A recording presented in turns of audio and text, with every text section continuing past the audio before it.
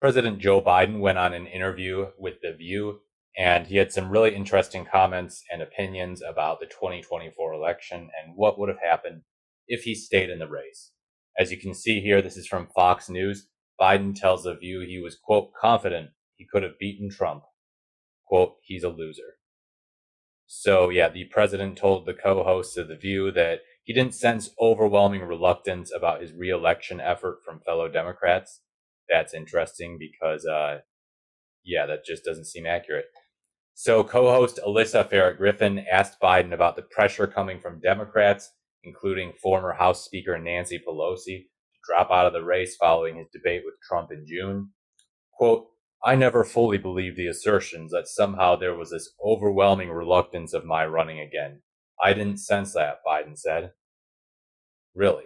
Biden joined the daytime talk show hosts who have mostly expressed unbridled support for his presidency after he decided to drop out of the race in July, following weeks of pressure from his fellow Democrats.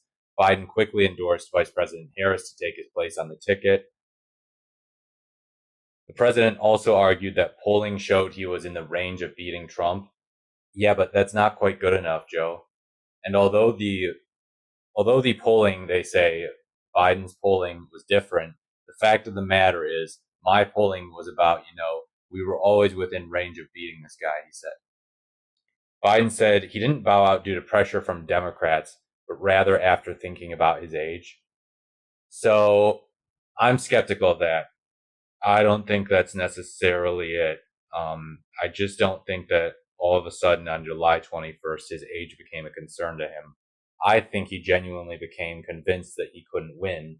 But now here he's being stubborn and saying, well, I could have won. I could have beaten that loser, that Trump. Yeah, I'm confident I could have won.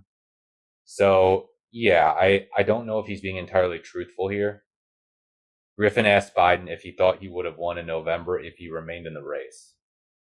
Yes, he said, I was confident I would beat Trump. He's a loser. Co host Whoopi Goldberg called out the Democrats who pressured the president to step down and said she didn't like how concerns over his age were aired in public. You were my ride or die, Goldberg told the president. Okay, so let's just address Whoopi Goldberg. She's most likely wrong that Biden would be the best chance at beating Trump. I think that anyone who was a ride or die for Biden before July 21st needs to be honest with themselves and look at what the Democrats have going now and really think about whether the Biden train was doing better than the Harris train is doing right now. I mean, it was embarrassing. On a daily basis, Biden was getting out there and just humiliating himself, referring to Vice President Harris as Vice President Trump, referring to President Zelensky as President Putin. And now that we have someone younger, Kamala Harris, in there, voters are picking up more on the fact that Trump keeps humiliating himself in public. I mean, he referred to Charlottesville as Charlottetown the other day. Like, this is ridiculous. I mean, he's confused Nikki Haley with Nancy Pelosi. So Trump is essentially filling in Biden's shoes now in terms of being the gaffe machine. And that's not to say that Harris doesn't make gaffes, but Trump is just blowing her out of the water in terms of cognitive decline, screwing up, fumbling, and yeah, just taking all of these humiliation tours.